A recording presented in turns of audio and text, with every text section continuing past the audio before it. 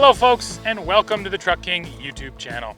This is the Ford Maverick, and since the Maverick launched back in 2022, it has been a strong seller. In fact, sales keep going up every single year. There's really no doubt that this was the right product at the right time from Ford, and I just want to talk about why. So in this video, we're going to look at the entire Maverick lineup, talk about all the different trim levels because we have tested just about every single one of them. We'll talk about the updates that came for 2025, the changes to the pricing, and then just in general talk about why has the Ford Maverick been such a success.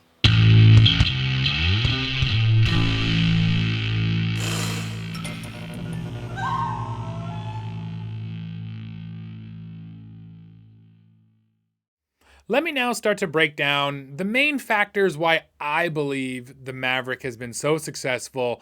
And for sure, the first one is just, it was the right size at the right time. And now listen, Ford hasn't always made the right choices when it comes to its pickup truck lineup. Let's not forget, and let's not let them forget, that they let the Ranger go away. And when the Ranger went away, we of course asked the question, hey, when are you going to get back into building small trucks? And Ford said, we don't need to do that. We have an F-150 that fits everybody's needs, from the base work truck up to the expensive luxury trucks. All you ever need is F-150. And they were straight up wrong. When the Chevy Colorado came back into that midsize segment, it totally reinvigorated it. And then, of course, Jeep jumped into it. And then Ford said, oh man, we have to get back in there with the Ranger. But in the meantime, since it went away, midsize trucks started to get big. So as they came back, we realized these are not the properly small trucks that we remember from the 80s and 90s. These midsize trucks are now as big as our half-ton trucks used to be. So then finally Ford got that message and said, you know what? There is a space underneath of Ranger where we can put a truck. And they were absolutely correct, and that's why the Maverick was born. They essentially created their own problem. They just let their trucks get bigger and bigger and bigger, and they abandoned this small part of the market. Now, you can't just blame Ford.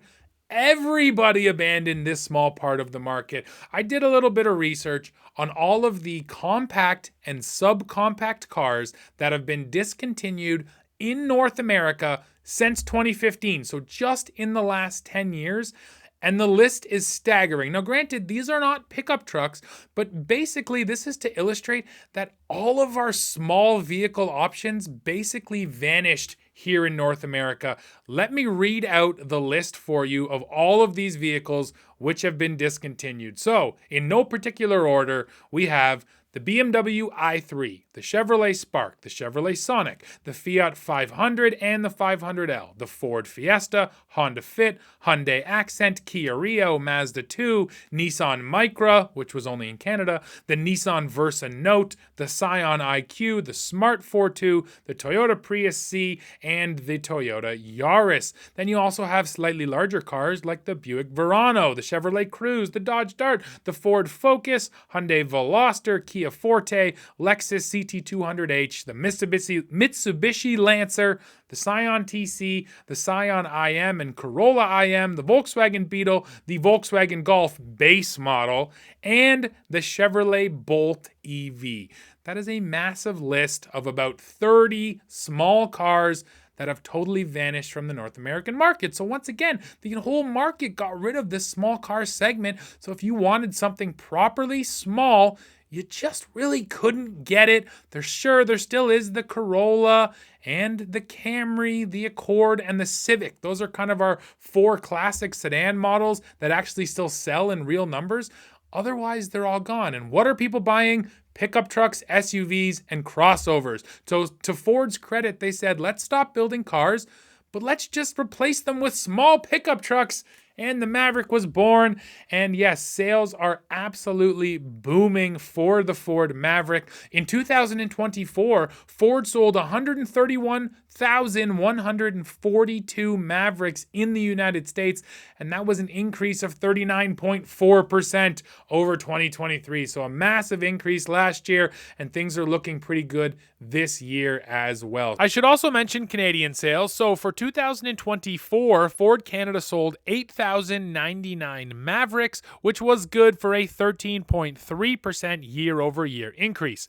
Fast forward to 2025, and Ford says that through August of this year, the Ford Maverick is the best-selling small pickup truck in Canada. So yes, that includes trucks like the Toyota Tacoma, Chevy Colorado, Jeep Gladiator, Nissan Frontier, and Honda Ridgeline. So the Maverick is doing really well in Canada this year.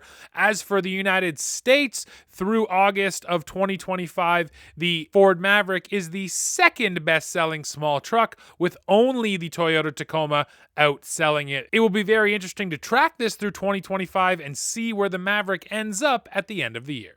Now, I'll keep going with the size and offer two of my observations. The first one is that the interior on the Maverick is not small. Even though it's a small vehicle, it doesn't feel super cramped. I can fit in there, with a big guy like my dad next to me, and we're not rubbing elbows. I just did a car seat test with a Maverick here on the channel. And yeah, even with big rear-facing car seats, an adult can fit in that truck. Now, you are going to have to compensate if you got the big car seats. You are going to have to pull your front seats forward a bit, which you don't have to do in, say, an F-150. So there is some give and take there. But yes, you can absolutely survive with a family of four in a Maverick. So I would say the interior is big enough. And then also, the bed is big enough. The bed is big enough for the vast majority of jobs that people do. No, it's not a full-size 8-foot bed. You're not going to get sheets of plywood in there with the tailgate closed.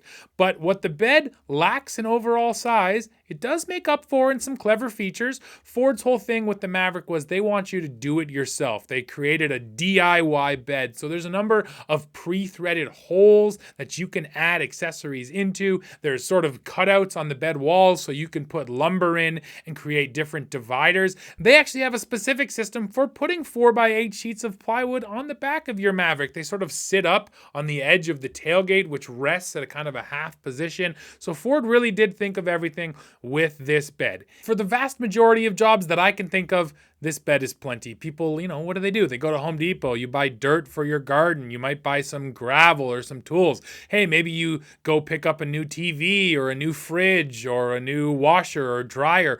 All of those things are going to fit in your Ford Maverick. So yeah, some of the bigger jobs, you're going to need a bigger truck. But for, 70, 80% of the jobs that most people do most of the time, I think the Maverick is plenty big, and that's what is attracting customers. Now, a little further on the kind of customers that are being attracted, I also think the Maverick is doing really well with fleet sales. Now, this is just anecdotal. It's based on what I see, but I see so many businesses with fleets of Mavericks. Bell Canada, which is a massive telecommunications company, they have a huge fleet of Mavericks because, yeah, if you're a tech working for Bell, you got a bed back there that's plenty big for your tools and hauling odds and ends, but then you're now also driving a small vehicle that fits into lots of places, feels comfortable in the city, and it's fuel efficient. So for a large company, yeah, it makes sense to get a fleet of Mavericks. I've been to a theme park recently. All of their technicians had Mavericks. Last winter, we went down south, and the RV park we were staying at, they had a whole fleet of Mavericks. I just see contractors all the time with Mavericks. I do have some numbers to back up this feeling. Now, brands do not break out specific fleet sales, but I did get some info from Ford of Canada I want to share. They told me that since Maverick launched in Canada in 2022, fleet sales have been between 5 and 15% of overall sales. And year to date in 2025, the amount of fleet sales is closer to the higher end of that range than it is to the lower end. So that is a pretty significant portion of Mavericks that have gone to fleets. Now, the final point I have is just to say that Ford has also done a good job at offering enough different configurations. So you have the hybrid power plant and you have the 2-liter EcoBoost. And at launch, you couldn't get all-wheel drive with the hybrid, but Ford pretty quickly corrected that, and now you can. So you can get all-wheel drive hybrid or all-wheel drive with that EcoBoost. And then now they have the specialty trucks like the Lobo, and they also have the Tremor, both of which are pretty decent at what they do. They're both a step above a standard Maverick. The Tremor, of course, for off-roading, and the Lobo for fun on-road excitement. So you can get those cool trims, or you can still get, the base XL with the steel wheels and just front wheel drive, but that thing's going to get you 40 miles per gallon. The fuel economy is so good on that hybrid. So Ford has really done a good job too of offering enough configurations to please enough different customers. Let me sneak in just one knock against the Maverick, and it's more against Ford.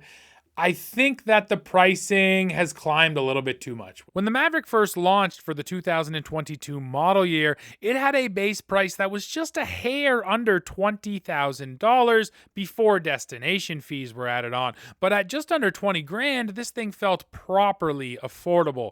Fast forward to 2025, and the base Maverick now costs $28,590 in the US, representing an increase of $7,100. Now, the story is just about the same in Canada. When the Maverick first launched north of the border, it cost roughly $27,750 for a base model, but today in 2025, you're talking about $34,600. And some of this has to do with inflation and, of course, tariffs, but I think more than any of that, Ford realized just how popular the Maverick was, and they figured they could just fatten up those margins a little bit on a product that was already selling really well. So I understand why they had to do it and why they did do it. It's just too bad because when the Maverick first launched, it was praised for being truly affordable, and in 2025, I don't think we can say that anymore. And with that, folks, we are really coming to the end of this video. I think my last thought for you is just to say, the success of the Maverick probably also helped to inform Ford's decision on its new compact all-electric truck. They're building a small $30,000 electric truck. At least they say $30,000. We'll see how much it costs when it gets here. But I think the Maverick was kind of the blueprint. Ford said, will people buy small trucks? Well, let's try it. And turns out, heck yes, they will. They will buy small trucks in huge numbers. And then I'm sure someone said, you know what? Now let's move forward with that small electric truck. So the Maverick was really the blueprint. And now we have to wait and see what they do with that. But you probably got this sense just watching this video. I really like the Ford Maverick. I think it was the right truck at the right time for most consumers. And I'll also be honest with you, it helps that it has a Ford badge on the hood. Hyundai came out with the Santa Cruz, and it's not a bad product, but one of the issues with that is that it's a Hyundai. North Americans want American-built trucks, especially from a company like Ford. So sadly for Hyundai, where I think the Santa Cruz probably is a little bit better than its sales numbers suggest, it doesn't matter. People don't want a small truck in North America from Hyundai. They want it from Ford, so this company really capitalized on that. I can't wait to see what they keep doing with the Maverick as we move into the future. Yeah, guys, that's it for this one. Those are all my thoughts on the Ford Maverick, and we've driven a bunch of Mavericks lately, so we got a bunch of Maverick content here on the channel. Make sure you go watch it. Now I need to hear from you. Drop in the comments. Let me know, what do you think of the Ford Maverick and everything you heard in this video? As always, while you're down below, don't forget to hit like, hit subscribe, hit join to become a member, and then come right back here to Truck King. See what we're testing next. See ya.